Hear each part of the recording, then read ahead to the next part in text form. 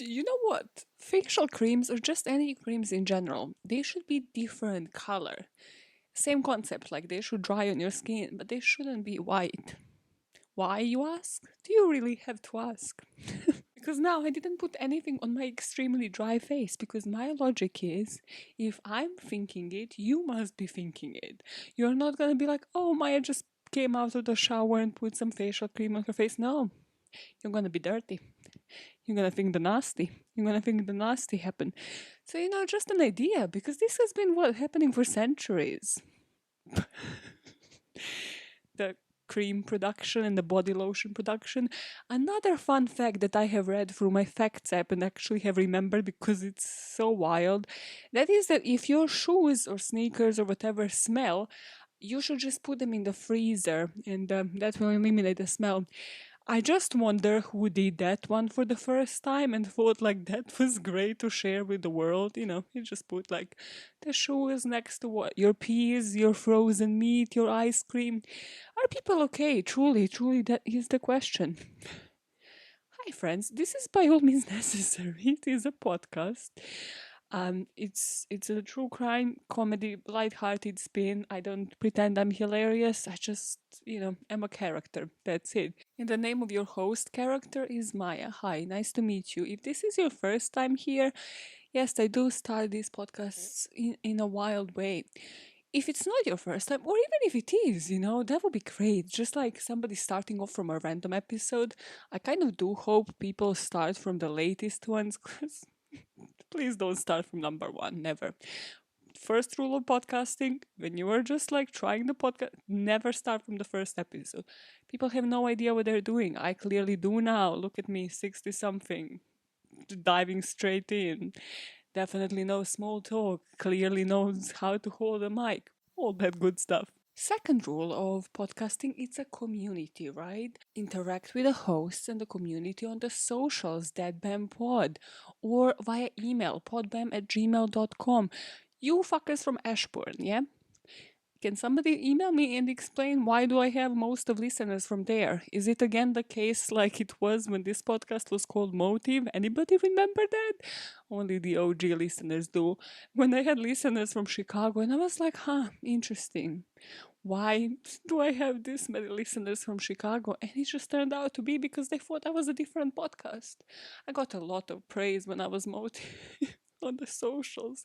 That's probably why, they sent me the cease to exist deal. Yeah. It was all fun. But now I'm wondering, is the same happening in Ashburn? Because this is like on the regular. Like, do you guys think you're listening to a different podcast? Please don't stop if you do, just move on to them, whoever they are.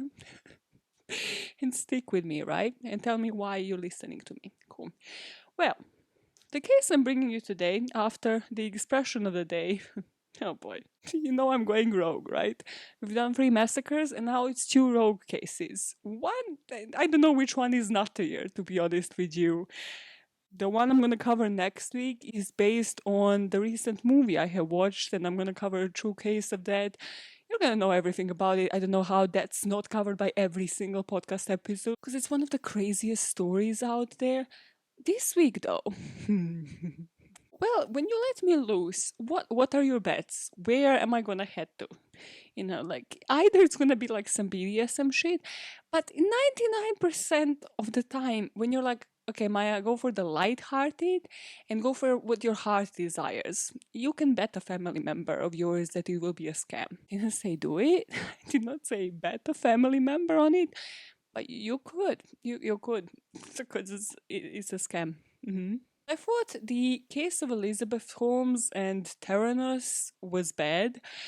But then I discovered the protagonist of the story of the day. And this guy was actually a surgeon. Like, he actually practiced what he was doing. And he was killing people. And I was just like, wow. Wow. Like, all the effort just goes into studying. And you just decide to kill people that trust you fully because it's very, very special kind of surgery that these guys specialized in. Before that, let's dive in to the expression of the day, and it's a super interesting one this week. So yet again, I have just heard somebody use this week, and I was like, you know what?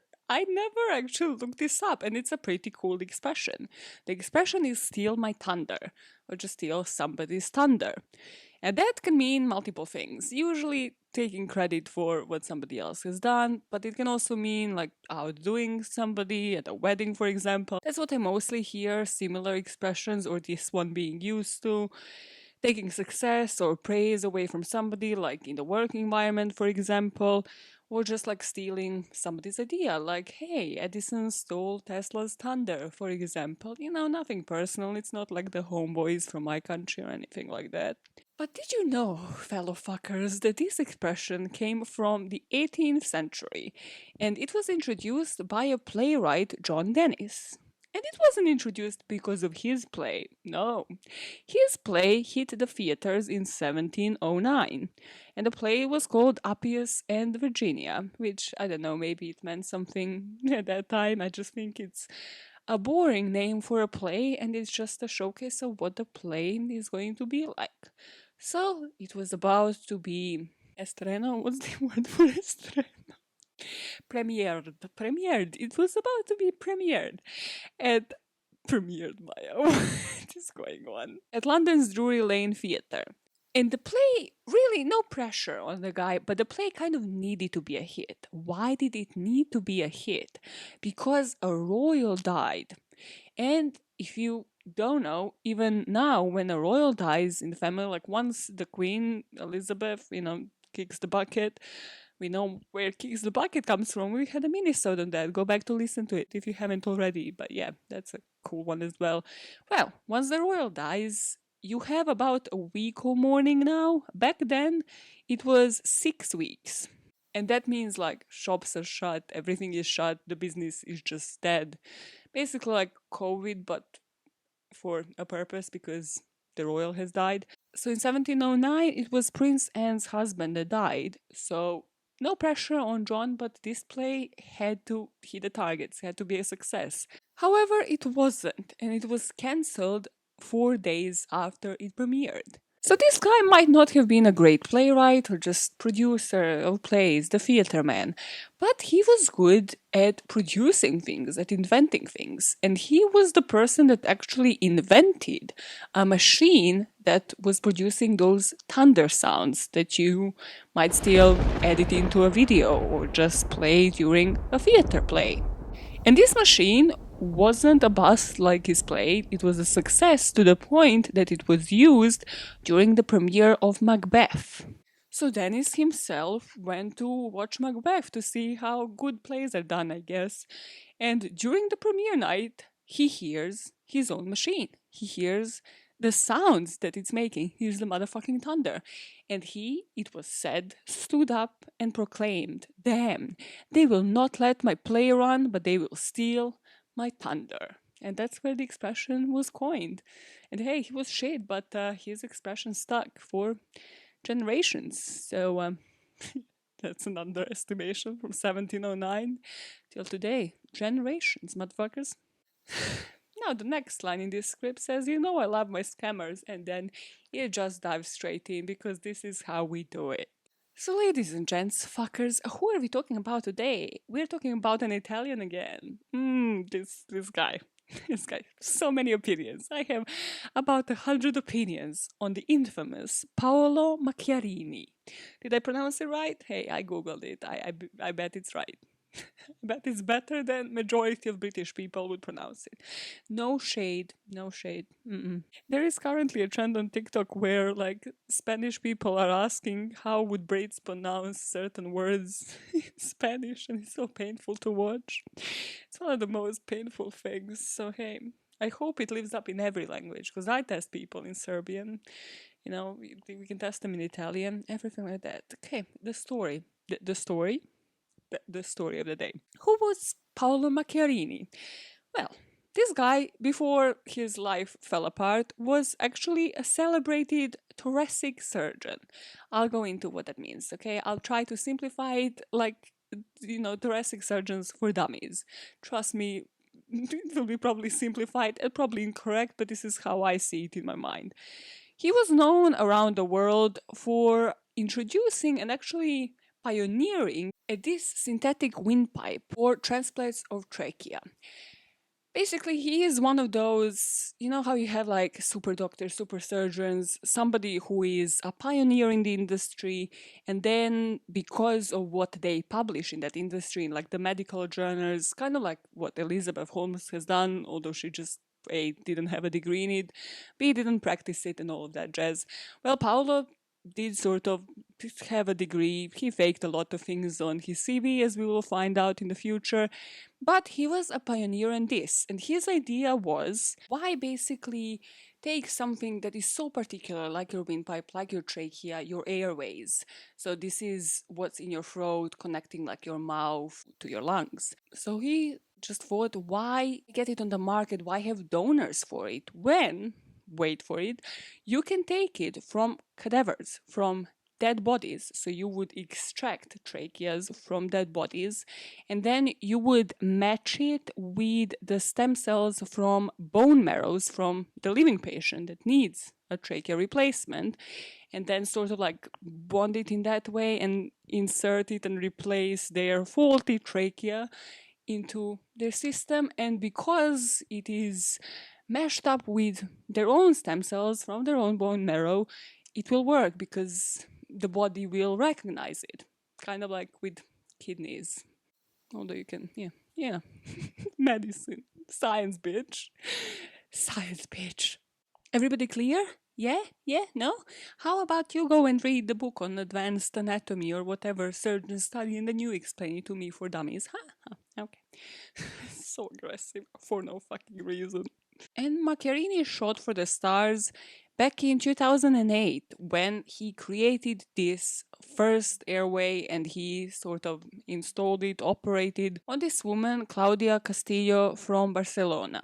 And it was a success. It was reported by the news all over the world, and Castillo was soon back home chasing after her kids. And only once Paolo was exposed, it will come that actually all of the complications that Claudia was suffering were just kept on the hush hush.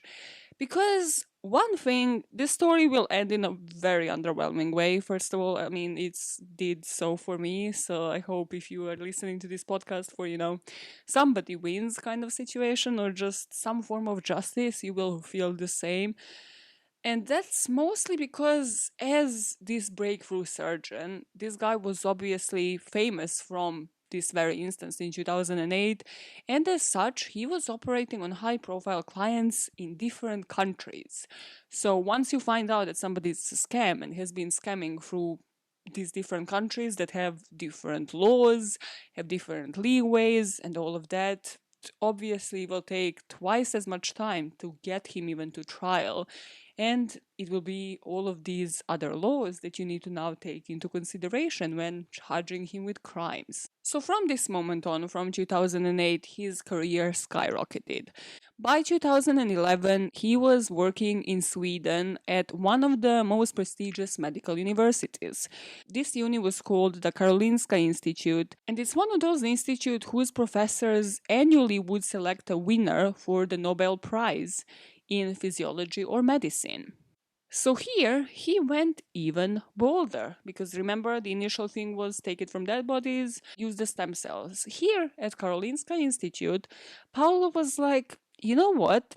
Instead of taking the cells from donor, from his windpipes, why not use plastic tracheas instead? Does that sound okay to you? You want plastic in your throat? No? Yeah. It didn't probably sound normal to other people, but he's the surgeon. He knows what he's doing. And the first person to receive one was the Eritrean doctoral student who was studying at University of Iceland. And his name is Andemariam Beyene. And it is the recovery of Beyene that will put Macchiarini on the front page of the New York Times. And this is where we pick up for the story. Paolo Macchiarini gave the revolutionary windpipes to 17 patients around the world. Most of these patients are now dead. It will take a famous woman falling for him to take him down. What were his motives?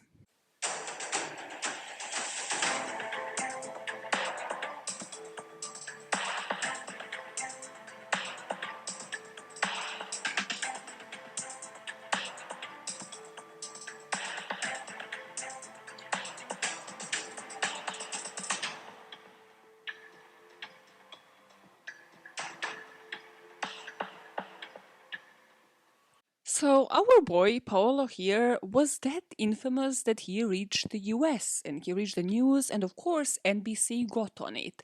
And the producers at NBC were like, hey, this would make like a cool documentary, you know? This guy, in everything I have watched on this guy, because at some point I couldn't read these sensationalized articles. So I watched something, I think it's called Truth or Lies. It's on YouTube. I wouldn't really recommend watching it just because it could have been like cut down in 10 minutes and instead it was like 50. And then there wasn't even like the last part on YouTube. It's like, what was the point? I mean, it was only good for the visuals, but then if you wanna see the visuals, just click the link in the description box if you're just following this audio, because I have a YouTube channel and then you should subscribe to it as well while at it. Clickbait.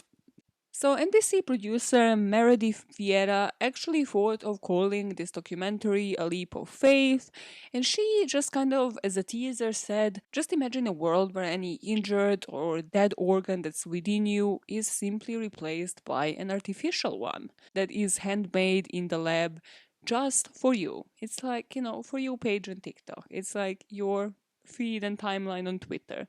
That's it, but with organs. And not just that, but now this is reachable, according to this guy, so hence why they called it a leap of faith. And this is when Meredith hands the baton to one of her award winning producers. And this woman is whose shoes you're going to be in today. Because her name is Benita Alexander, and she is going to fall for the infamous Paolo Macchiarini. So the two of them met for the first time at Boston's Mandarin Oriental Hotel in February 2013. So literally Meredith had like her first meeting with him, and then she was like, okay, Benita, you're taking over, you're producing this. And when they first met, well, a couple of things happened. Benita, as she described even in this documentary that I watched, I haven't watched like A Leap of Faith, and there's like another one, there's plenty of them made on this particular story. I think the one on ABC, I think it's a series and it's called The Con. Yeah, I couldn't find anywhere to watch that here in the UK, so I didn't watch that one. But plenty of them made on this story, just because it's just one of those things that you sensationalize, and it's interesting. So this is why I'm telling you that. Cool? You understand? Cool. First thing that happened, Benita said that she felt like she hasn't felt before. Like she had butterflies in the stomach. She was just all shaken up immediately by this guy and just by how he was talking to her during that first meeting. Second of all, because she's still professional and she still needs to actually, you know, bring something home, bring like a story home, she was obviously asking him about, you know, different patients that he has, thinking of an angle for a story, something to like intro the whole story to.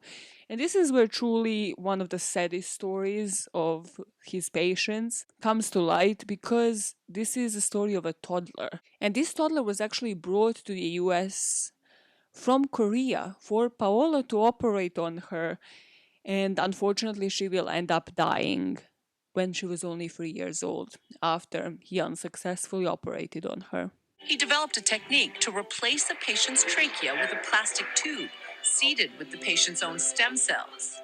One of his patients, a toddler from Korea. That's right, good girl. Named Hannah, who was being brought to the U.S. so that Dr. Macchiarini could operate on her. She was born with no trachea at all, so she had been hospitalized from the day she was born. She was going to be the youngest person ever to get one of these artificial tracheas. Dr. Macchiarini held a post at the prestigious Karolinska Institute in Sweden, which hands out the Nobel Prize in medicine. Did I think he was going to be a part of my life? No, absolutely not. Until she started falling for him. We met the afternoon before we were going to sit down and interview him. And it was the weirdest thing. He comes around the corner, he looks right at me, and in that second, something happened. I mean, I got this sort of chill through my body. Benita was a reporter doing a documentary on Paolo, but she couldn't stop her feelings for him. On top of that, little Hannah, the subject of Benita's documentary, never made it out of the hospital after her surgery. I was devastated. I had become very close to her family. It was awful. Paolo was really depressed. And that's something that you will notice. Benita, obviously, because she crosses that line between being like professional and working just working with him and she starts dating him, that she was very much involved in meeting these patients as well.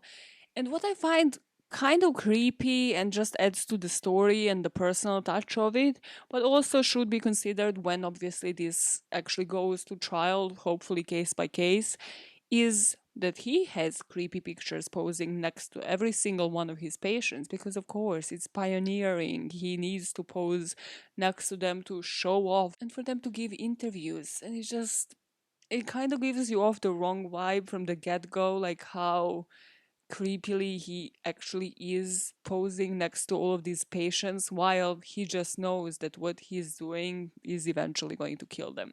Another thing that's creepy is that for years he managed to just brush it off and find an excuse of why this operation didn't work on this particular person.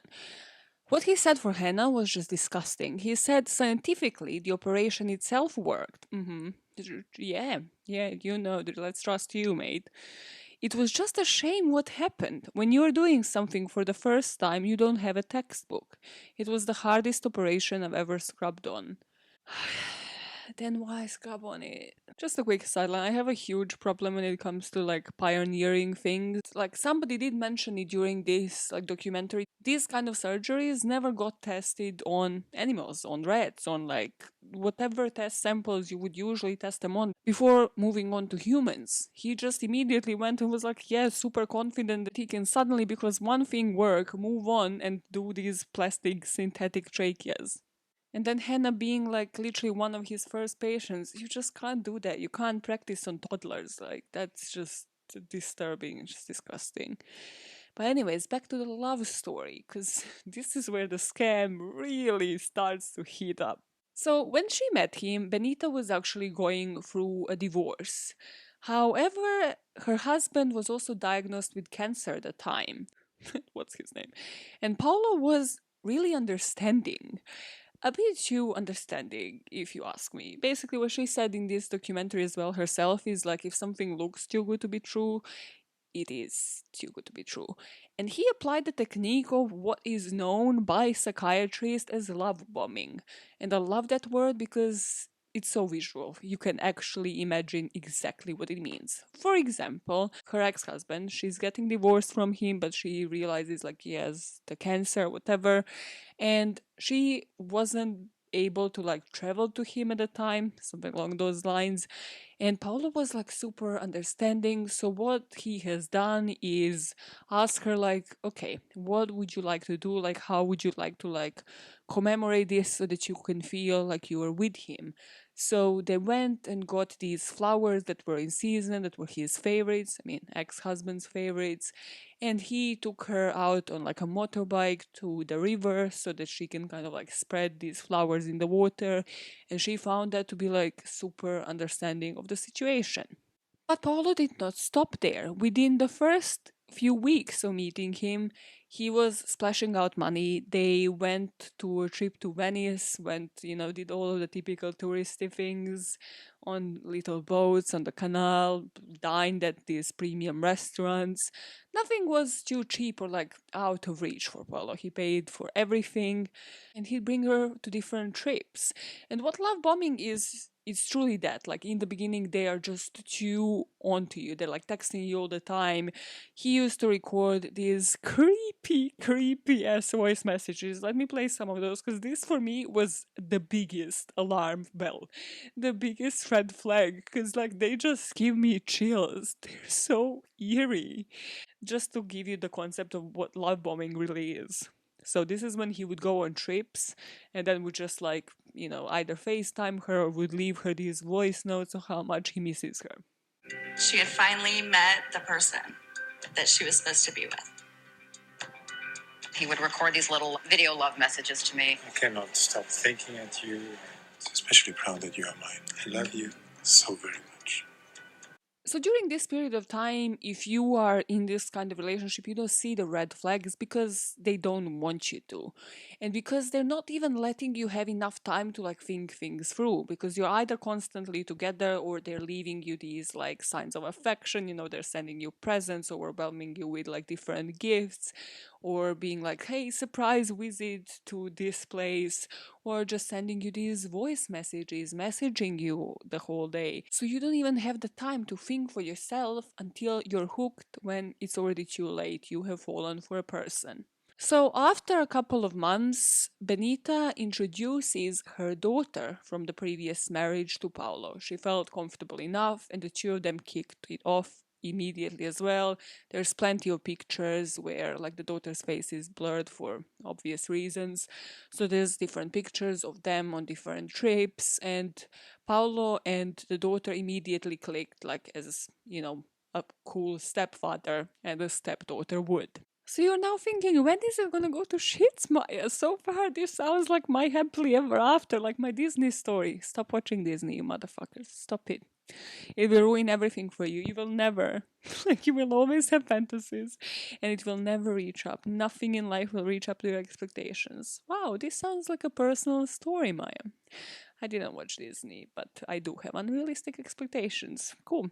So Paolo proposes to her at Christmas, and there's again this footage where it just looked like a random gift because she's by this point showered with gifts, like for months, because it's actually just been months.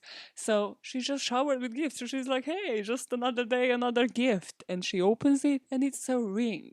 And not just any ring, because somehow, apparently not in this footage, but like along the line at some point, he manages to slide in that the ring actually cost him $100,000. And everybody shares this everywhere in this freaking documentary. But then it came to light later that the ring actually cost 1K. The ring just looks cheap. But sure, I don't know rings. It could have cost. However, I just don't know how a guy can ever approach and be like, do you know how much I paid for your ring? Yeah? Your ring. But you better be grateful, bitch. Like, how? How else? Like, how do you slide that comment in? Like, hey, I know you didn't ask, but you know the price of that ring? That ring was expensive. Like, how? If you're a true control freak, you will know exactly what ring your future husband is gonna propose with and how much it costs. Just listen, all the Scorpios out there, they know the exact price. There's no like deceit like this ever to them. There's no this bullshit. Like all the Scorpios, like if this was to come in the aftermath, they'd be like, get out. Get the fuck out. What do you mean? Like, what? You lied to me? Like, I thought I was in control. After these proposals, the lies really start to pile up, and all these red flags kind of seem like questionable, to say the least. Because now, every time he doesn't actually answer his phone call, obviously, what can she do? Like, she knows he's operating. He's like in a surgery in a different country. She can't be pissed off at him because he's literally doing the most complicated operation of all times. But every time when she would ask him more and more about his job, like, okay, so what did this operation entail? Like, who was it on? Because if you remember, this is not just even a personal interest, like you're dating a guy and you're engaged to him. This is like you're making a documentary on him. Like, you need this information. Because unfortunately, Hannah died, so it needs to be on somebody else now, mate. He told her that he is working for a clandestine group of surgeons. So, you know how the rich and famous have like home visits by the doctors? Like, you're sick, hey, I'm not gonna go in public for these paparazzi to see me going to like a urologist and then make up their own stories. No, they come to their own houses. So Benita at first bought this because she was like, okay, yeah, he is like this braver surgeon who is operating in different countries and operating on celebrities. Cool, I can get that. But then, and I assume in the exact same conversation, he says that he is the private surgeon to the Clintons. Bill and him, they're tight. Bill and him are best friends. They play tennis together. You ever seen Bill and Paolo Macchiarini together in a picture? Yeah. No. It's private. It's classified, but they're best buddies. Obama's ring him up. Yeah. Michelle, she rings him every time she's sick. He's not even a GP. What is Michelle? What? He's not. He literally operates on tracheas only. Like, it's not like even a surgeon who just operates on anything. It's literally one particular thing. Obama's. Not just that. The final cut pro of this story is he is Pope Francis's Pope, yeah, private consulting doctor. this is when the story really heats up once he mentions Pope for different reasons. First of all, because of this allegation, you're like, okay, yeah, wow, sure, yeah, you're Italian, so you're best buddies with the Pope. Cool, yeah, I totally buy that story. But also because he takes over the wedding planning. I'm not kidding you. A guy, number one red flag on this list. If a guy ever tells you, I'm taking over planning the whole wedding. Don't worry about it. I'm taking care of everything. If they volunteer for anything, it's already red flag. If they're taking over the whole wedding, run for the hills, jump out to the window. What are you doing? Not a single straight guy that I have ever met has ever done this in any single relationship my friends or myself have ever had. They have never. Like, you need to push them. It's literally like forcing, like, hey, can you take part of this? Like 1%. Just do it. Run for the hills, God. I mean, so Benita buys into this and she just leaves everything to him because he has these rich contacts, rich friends. He's friends with the Pope. So, of course, like, it will be easy for him, right? Please. So this next part might take a bit of understanding because it is ridiculous as fuck. So you know how he's best friends with the Pope. So he tells Benita, like, why not get married in Italy at a Catholic church? And Benita to that says, we are both, first of all, I'm not Catholic, you are, sure, but both of us are divorced. Paolo had a previous marriage as well, and he told her, like, he's divorced. So how the fuck is a pope of a Catholic church going to get them married? And not just that, but get them married, like, in front of all these people at Vatican in Catholic church? He doesn't stop there because this guy cannot stop at a small lie for the love of me. And this next part is, again, so painful. Like, there's no reason for this kind of effort. Because there was this wedding planner that they interviewed for the thing that I watched on YouTube, and he was so excited about this because, and again, Benita, I think, had like a brother or a cousin that was also gay, and these people were super psyched about this because Paolo said not just that, but people of LGBTQ community will be allowed to take communion. So this wedding in itself and this procedure is for them to be the poster couple for the Pope to push forward his forward-thinking agenda. He made Pope seem like the coolest, most liberal person ever. Like, yeah, Pope is just gonna allow a bunch of people to get married at the Catholic Church by him. Pope has the time. Listen, Pope has the time. Pope will get you married. Who do you think you are? Pope will get you married. Anybody else on the streets. He's like the chillest guy ever. Like, yeah, that seemed legit, Paolo. So Pope is sorted. He is ticked on that list, the location, everything. On that part, sorted. Now, of course, they're writing up the guest invitations. And if you remember, his guests involve famous people. Like, really famous. Like the Obamas, the Clintons, Bill, best buddy, best man at the wedding, Putin, other world leaders. Of course, such star-studded event needs to have equally famous performers. John Legend was to perform. I don't know if John Legend ever knew of this story. I really wish to have John Legend's angle on all of this. Please, John Legend, listen, you need to give an interview. I need your story. Andrea Bocelli, the infamous opera singer from Italy, yeah, he was gonna sing in the church, Catholic church, of course, Pope matches. 1 + 1 = 2. Where the Pope at? Andrea at. Location is this Castel Gandolfo, which is a castle, as you could guess from that. And of course, in this YouTube documentary, they already have the invitations. They have like laminated them or whatever the fuck it's called. It's all in cursive and it has literally all these infamous people's names on them. I don't know where they're sending them though, because do they have addresses on them? It's like they're not packed in like, envelopes with addresses on them. So I think he didn't plan that part out. They were just displayed there and she was still buying into this story. I mean, sure. Where they're going at? Give me the postcode, Paolo. In this interview, so she is naming the people that are gonna be there, and she obviously names Clintons, Obamas. She says Beckhams are gonna be there, and she says, Benita says, for some reason, Russell Crowe is on the list. Which I'm like, okay, why are you throwing shade at Russell Crowe? Like, he's an amazing actor. But again, people, this was something where you can catch a person when they lie, because this is clearly a personal affinity. Like, he's lying to the point that he knows he can sell anything, and he's probably a fan of Russell Crowe. So, of course, he's gonna be like, yeah, Russell Crowe and me are like buddies, you know? Like, watch him in Gladiator, like, I know my shit. So when the lie kind of gets from like this huge lie to like something really personal like this, you kind of got a question, is this just, you know, a fanboy? And see that as something alarming to dig more at, to like, you know, like really dig at that lie, because that one was definitely personal. He was definitely like fanning over fucking Russell Crowe in some capacity at some movie, living his dream in this lie. The first time Benita kind of shakes up from this dream or this lie she was living in was one day when Polo just wakes up and he kind of shows her this article, and it was just breaking news that this famous surgeon, super surgeon, Paolo Macchiarini, was accused of misconduct.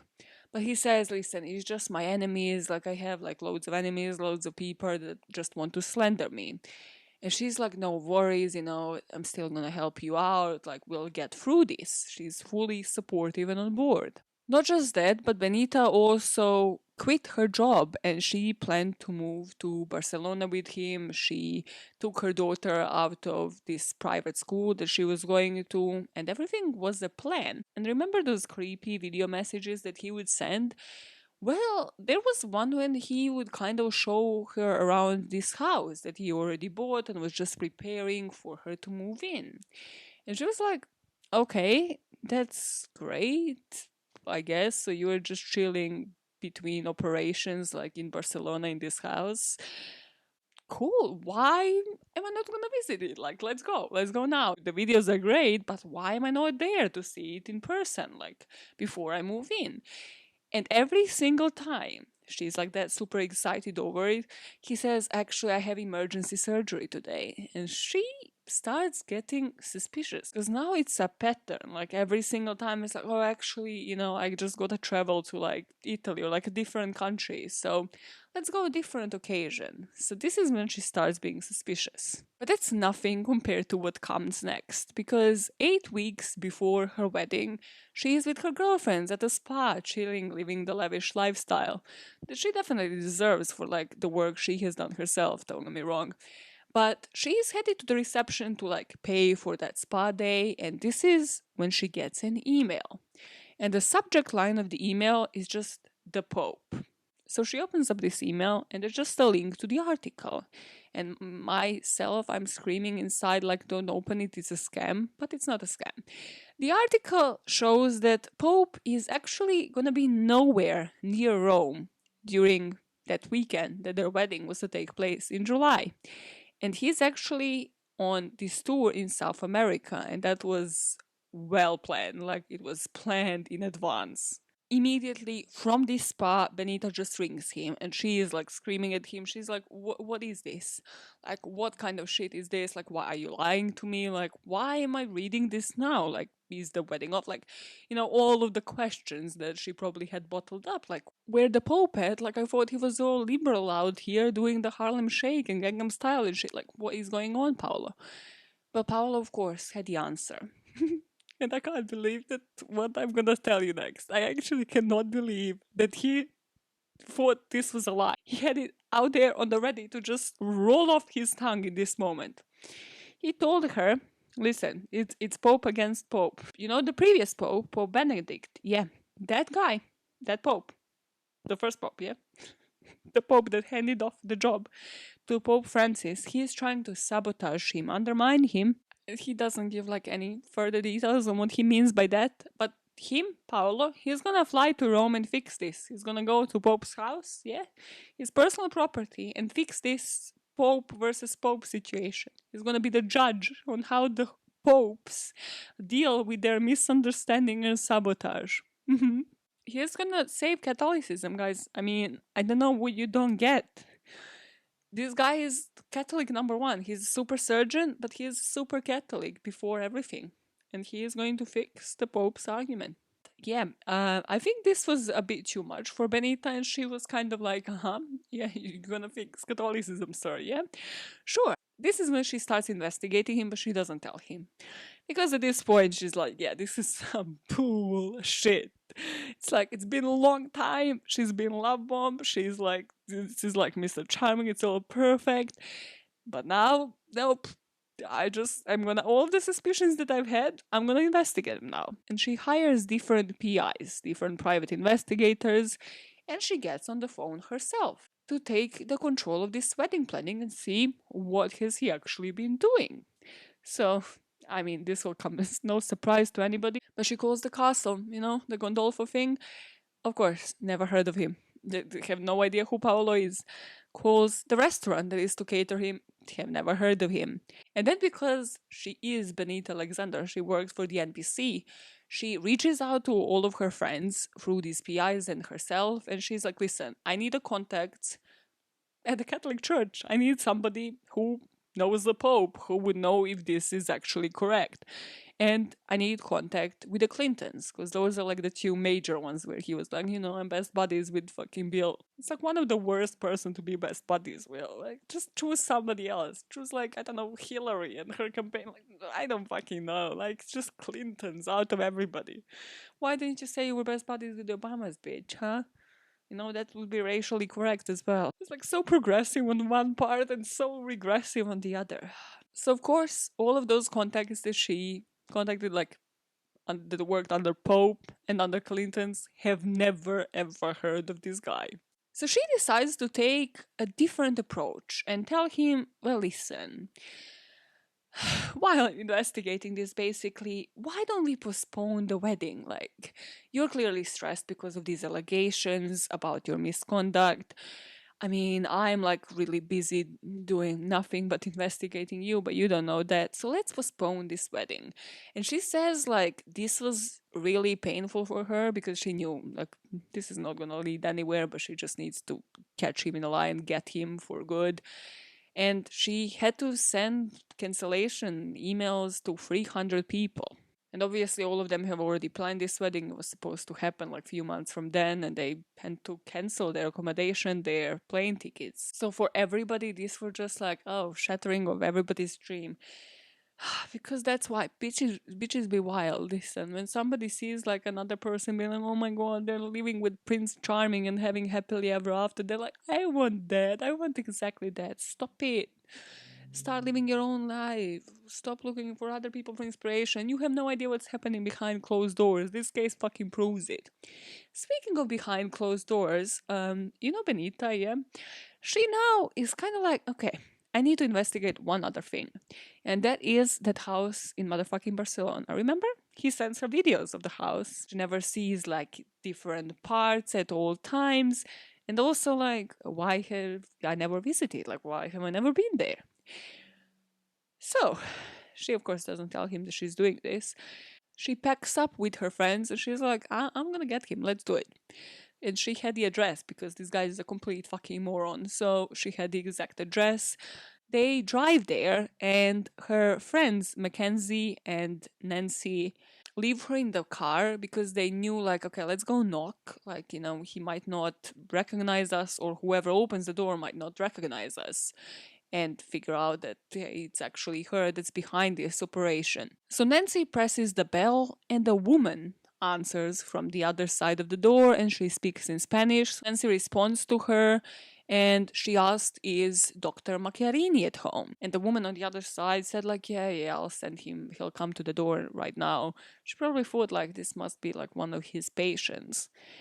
So Dr. Macchiarini comes to the door with a dog, and Benita is spying from the car, and she's like, yeah, he looks like he looks at home.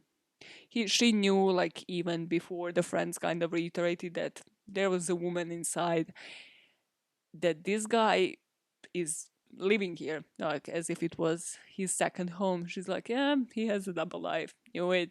So Nancy kind of moves with Paolo here to the street, like, to distance himself, because a woman with two young children steps down the stairs and they all see her in view and they're like, yeah, great. And her friend said, like, he didn't even look at them straight because obviously he recognized them and he just looked like an embarrassed schoolboy.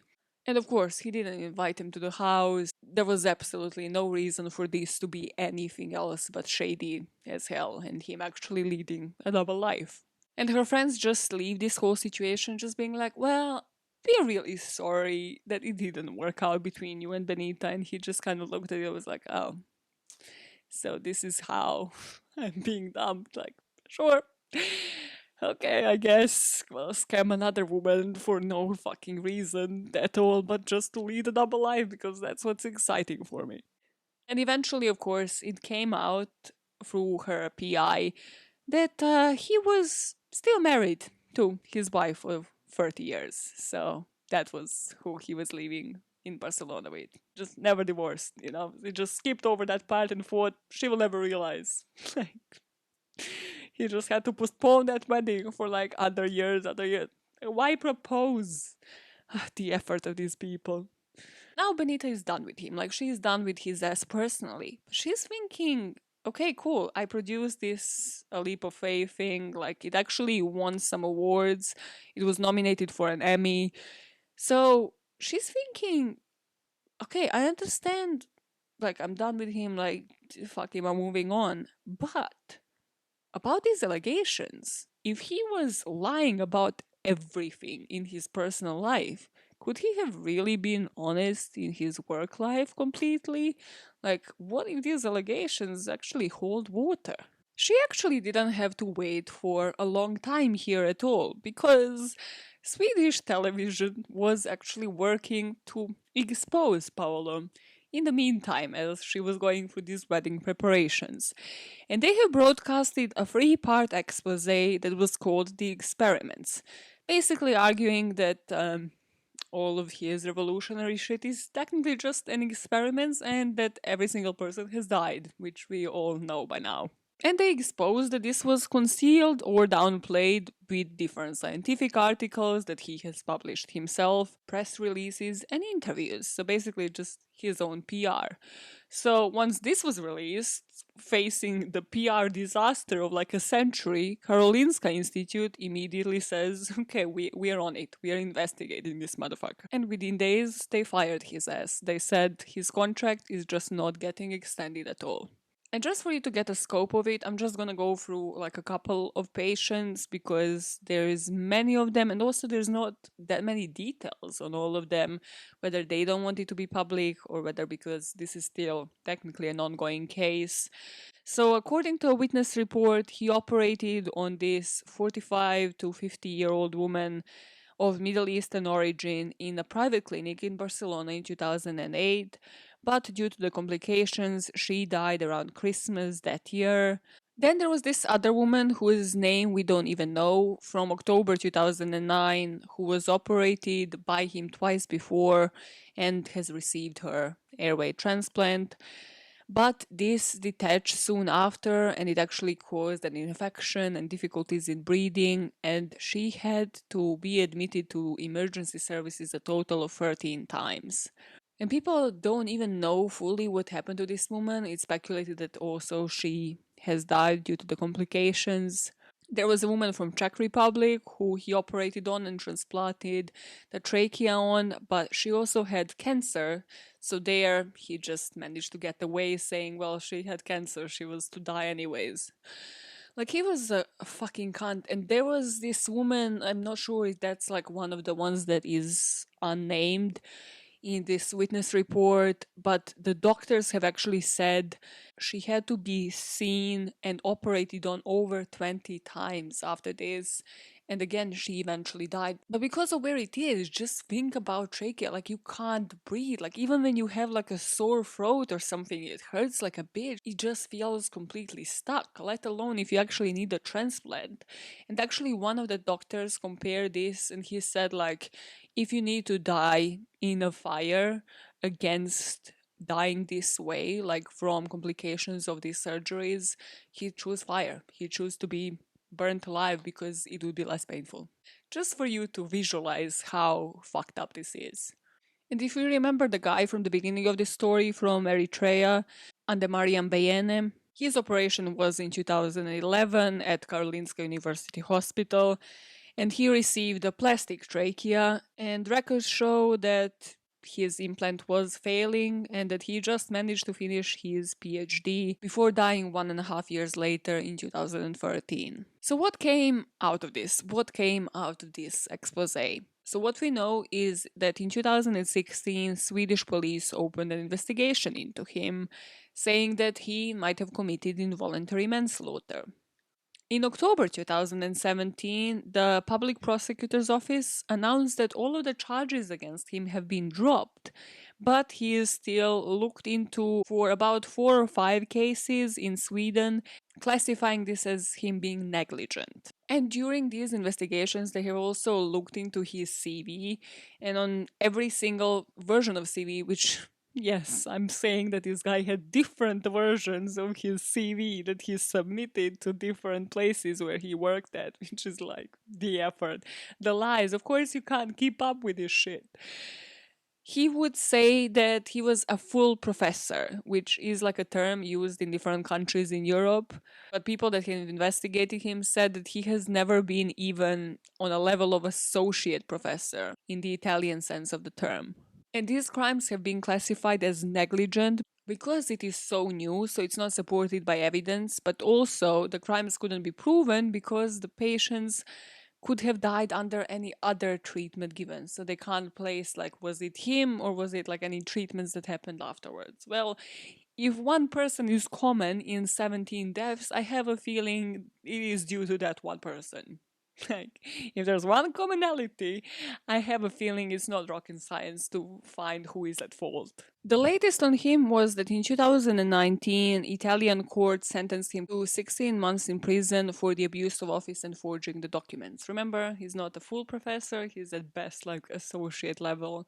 But we don't truly know where he is now. I mean, doing math, he's most probably out. And on September 29, 2020, Director of Public Prosecution in Sweden indicted him on charges of aggravated assault. And they have said they're obtaining the evidence and interviewing individuals in 5 different countries, saying that the victims suffered serious physical injuries as a result of his operations. And they have said at least 3 of these operations should be considered for aggravated assault. But that's basically it. They are building a case against him, but unless it's brought to trial, this guy, from what I understand, is going to walk free. Unless people find some leeway and figure out how to actually blame him for all of these surgeries in these different countries, he might get away with this just because of the fact that he operated on people in different countries and it might not have been him afterwards treating them, which is such bullshit. So that's a piece-take story of Paolo Macchiarini. What about Benita? What did the aftermath bring for her? Well, she went back to doing what she loves, producing. She worked on different documentaries and docu-series. In 2015, she was the co-executive producer on Breaking the Silence. In 2009, she worked for Oxygen, which is probably some sick pay because Oxygen documentaries are decent. And she was producing Seduced by Evil, which I even heard about, and that chronicled another conman. So she's like, listen, now I know how to spot them, now I'm gonna make fucking documentaries on them. Women doing the work, just women out there on the streets doing the goddamn work. So what was Paolo's background? What do we know about him? And how did this guy even come up with an idea of like forging different certificates and just killing patients, to be honest? He was born in 1958 on 22nd of August, if that means anything to anybody in terms of zodiac signs, and he was born in Switzerland, but completed the medical degree at University of Pisa in Italy. And then he went to complete his master's in surgery in 1991. In 1994, he got another master's in organ and tissue transplantation from this university in France, whose name I can't pronounce. So so I hate pronouncing French words for the public. I just hate it. And what he told Benita, so this could be true, but there is enough probability that it can also be a big fat lie, is that he got into surgery and specialized in this area is because his dad kind of complained to him while he was studying like how he was feeling unwell, and Paolo just like went home to like diagnose him. He didn't like call any other doctors, no, because he was too great and he could have diagnosed his own father, apparently, even though he's not really a GP. But sure, and he didn't notice anything wrong. And then once he went back to his studies, his dad actually died. And apparently, this was a trigger and this haunted him. And then he decided he is going to help others. In 1986, he started his own family, marrying this Italian woman with whom he had a daughter and a son. And he said after his studies, he didn't want to look for jobs in Italy because of the concept of raccomandati, which is technically the recommended, or the pull, or the enchufe in Spanish, like the plug. The people with the connections, okay? So it's like, yeah, just say words in every single language, like somebody in the world has to understand it. So he didn't want to be probably he didn't have the connection, let's be honest. He probably just didn't have anybody in the politics up high to give him this connection and actually pull him into a job. But yeah, what he said is he didn't want that. He wanted to earn the honest living, so he moved to America. And this is where he really starts lying on his CV. He said he did a fellowship in thoracic surgery at University of Alabama. But then there are some discrepancies because according to one CV, he studies those masters in organ and tissue transplantation in France, but then in another one, he studies masters in biostatistics in Alabama and then had a PhD in life and health science at a different place in France. And for the interview for The Lancet, which is this medical magazine, I think this is the one that I know of, like the only thing that I know of because it's that established. So in 2012, he said he was restless and he was doing this because he felt if he stays in a single place for his entire life, that he is restricting his capacity. So this is why he studied all of these different places, you know? He didn't say he has multiple CVs with lies on them. But yeah, he said this is why he's doing it. So around 2000 or 2001, this article says depending on which CV you are consulting, he became a full professor at Hanover Medical School in Germany. But Germany was again constricting his capacity, so he moved to Spain, where in 2005, again, according to one of his CVs, he became an ordinary professor, which is a full professor there.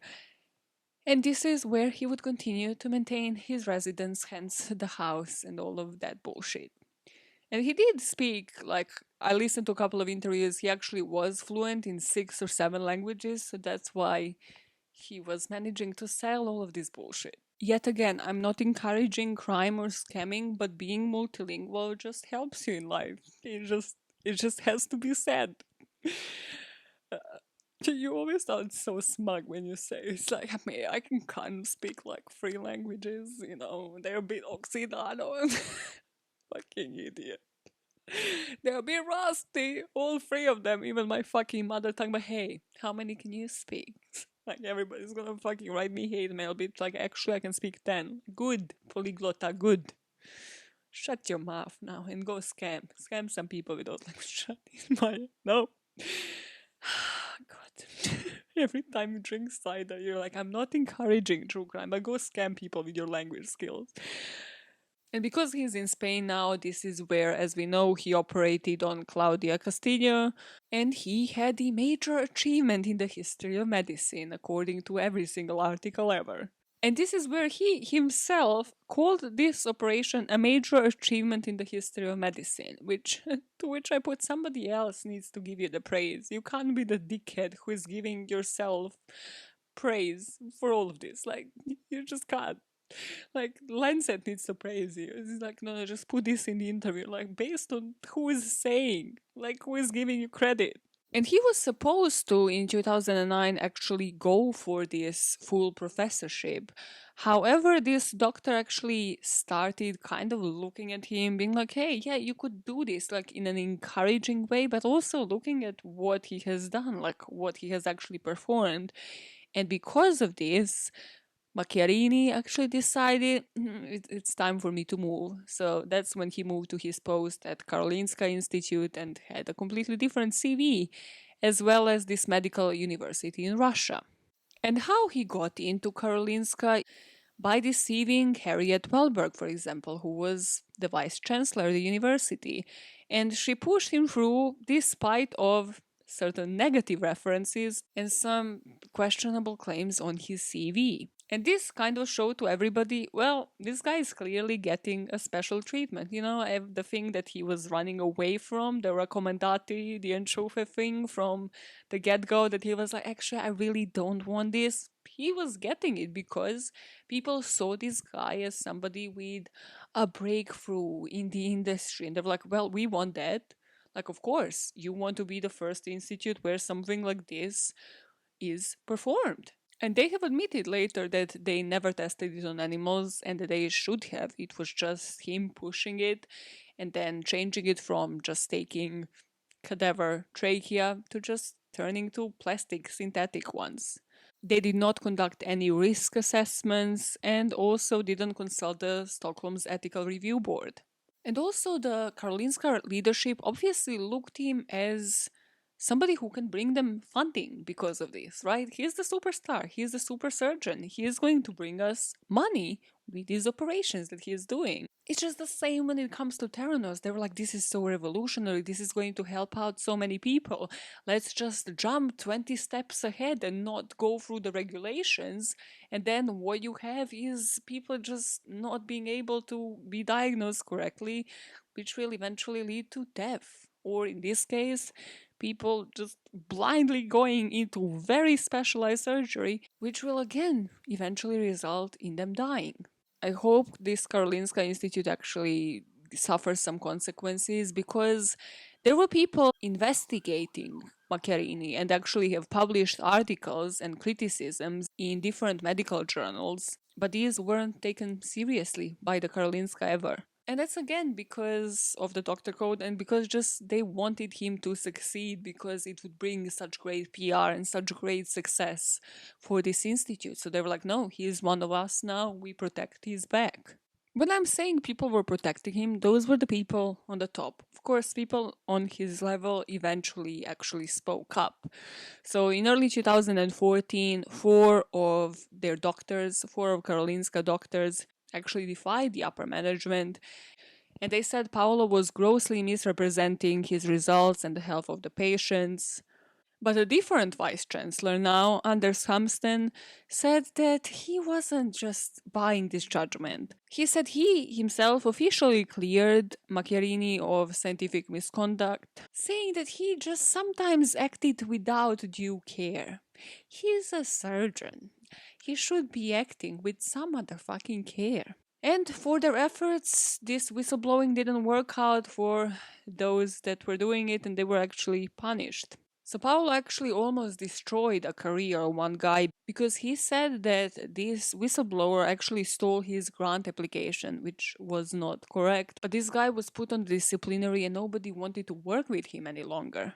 And I think this is the point of no return in this story because they just allowed him to get away with everything, to just continue with his pathological lying. And of course, that is just going to lead somebody to proceed with their criminal actions in this case. After his expose, that Vice Chancellor Anders Hamsten resigned, and Karolinska Dean of Research as well, and also the Secretary General of the Nobel Committee. Which kind of gives me the were they silent or were they silenced? Like, did they resign or were they made to resign moment? The first vice chancellor, Harriet Wallberg, she moved on to be chancellor for like other Swedish universities. She was also fired as well, which is like good riddance. Now just don't give them any other jobs in any other high positions where they can continue doing this. But we really leave it at no other universities where he operated in Barcelona, in Florence, in London, Moscow, Chicago, Peoria. Like, none of them were forced to do any independent inquiries. And they should definitely be forced to, because he is the one common person that operated on these people that have all ended up dying. And it's quite a specific kind of surgery. And what I put in here, like as the end before speaking of motives, which I can't again explain without sounding like a dummy, I put be careful with stem cell research because it's still pretty new. And again, if there's not like hundreds of articles, if they have not tested something on animals, don't really buy it. That's kind of like the common thread in all of these articles.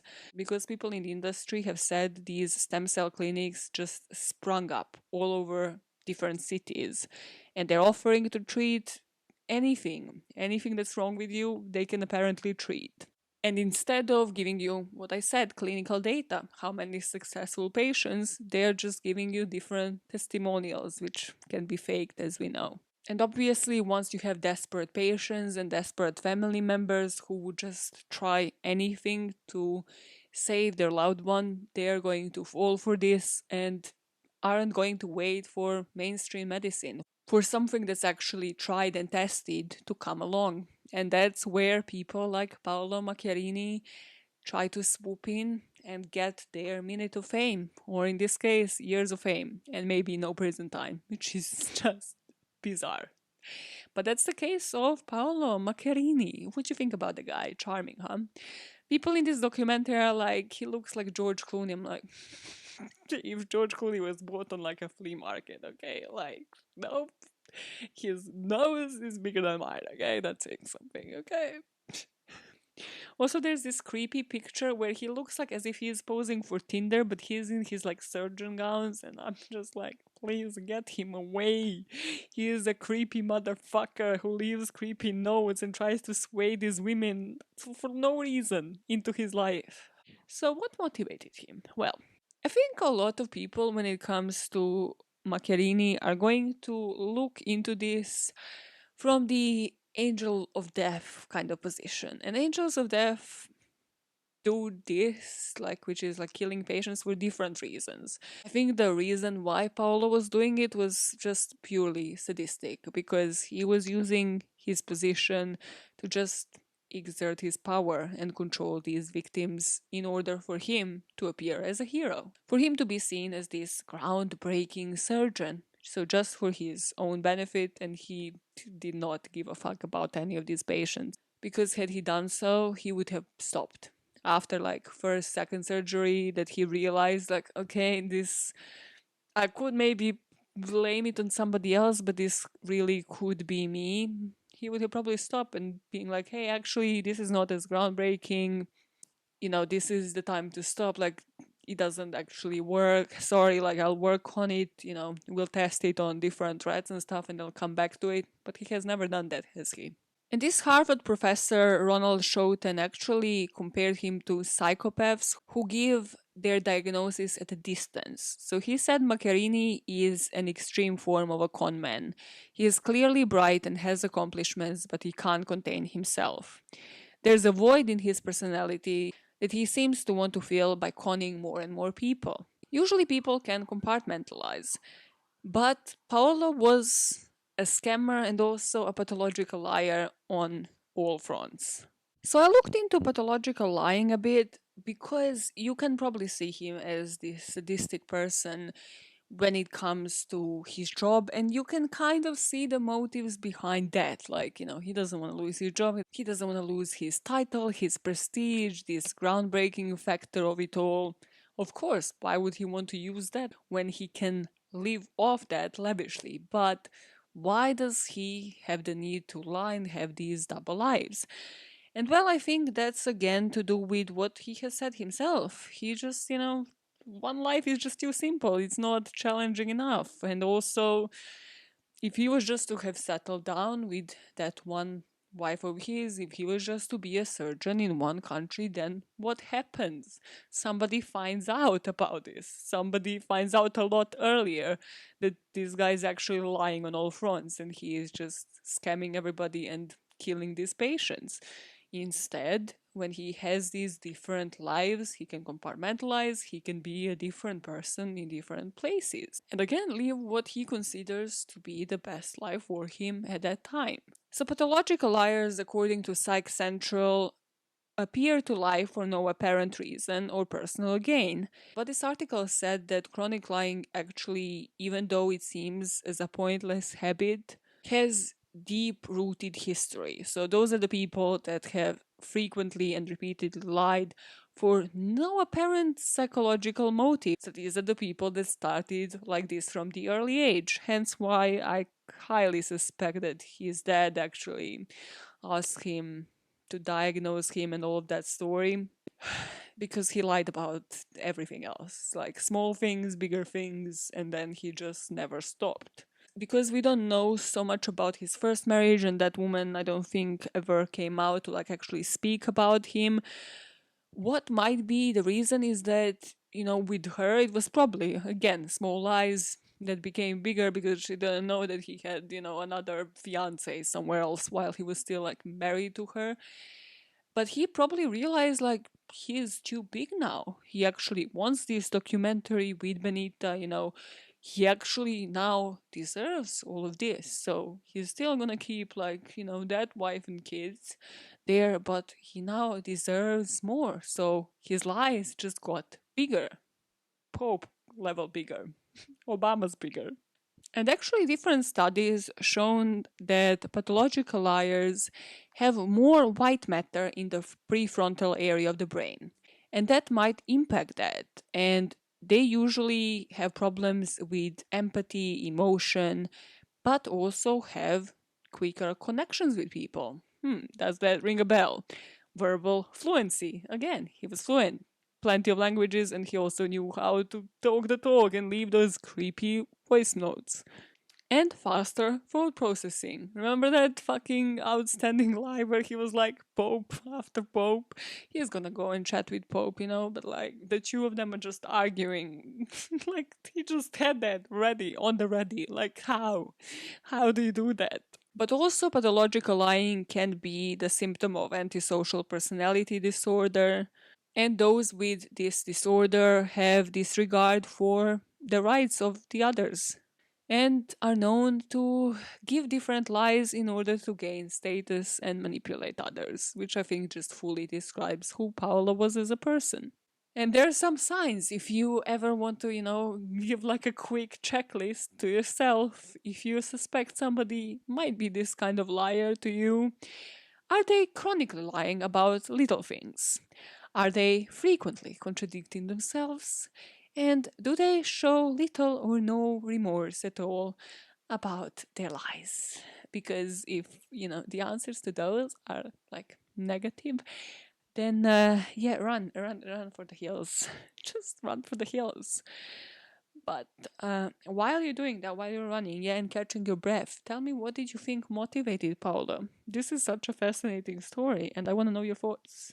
So hit me up on the socials, deadbampod, or via Gmail, and I'll read it out for you. Podbam@gmail.com. Italians, Swedes, literally in any country where he operated on. Has this made your papers, the papers that I can't like translate? Like, do you know more when it comes to his trial and shit? Because that would be fascinating to know. I would like to like live peacefully ever after knowing that this bastard is gonna spend some time in prison. That would be like amazing if you can share, if you can find that. But yeah, this is one story where I'm definitely gonna keep on top of because you gotta love a scam. But now, oh my god, I actually have a watch on me. Did you see this? I actually have a watch. You're going into your next Zoom call, I think. I think it's time. This week you go in and you start, questioning the people that kind of tell small lies, right? You question that person who's like, hey, Paula, yeah, you know how you came in last week online, yeah? And you said that you woke up at 6 a.m. Well, why did you look like you just came out of bed, Paula? Why are you lying to all of us? What else are you lying all about? Why were you late for this particular meeting? Paula, don't start this way because they're just gonna turn into big lies, and people that lie, they steal, and people that steal, they kill. This is something people the deja vu on this thing, because my parents used to tell us that it's like people who lie, they do what? They thieves. They thieves, my. And then they're gonna kill you. And you're like, maybe. But I don't think that's the right escalation. But hey, in certain cases, that is the escalation. They're gonna lie on their CV and then they're gonna do the job that they're not really qualified for. And then they're gonna invent the whole fucking specialization. So yeah, don't do that. Spot the liars and just, question them every single time. Why? Why? It's such a minuscule lie. You catch them, you know it's a minuscule lie. And then you like keep an eye on them. Are they increasing the degrees of their lies in time? And if they do, I don't know, call the HR, call the police, man, check on their family. Are they all alive? Because just check on everybody's pulse in that family, because maybe they're not. Maybe you can, prevent somebody from dying. And in doing so, I was. I swear to God, I will finish this episode. I was watching this workout. I mean, I was doing the workout, but I was also watching it, more watching than doing. And this woman ended it with, keep making the world a better place. So I was like, say it, girl, say it with me. And she just didn't, which was such a painful moment. I was like, I thought we were on the same page, girl. I thought this came from my podcast.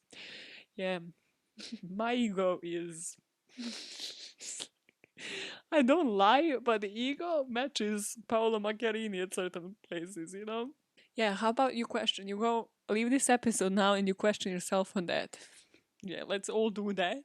And then in doing so, we keep doing what? You know it, I just said it.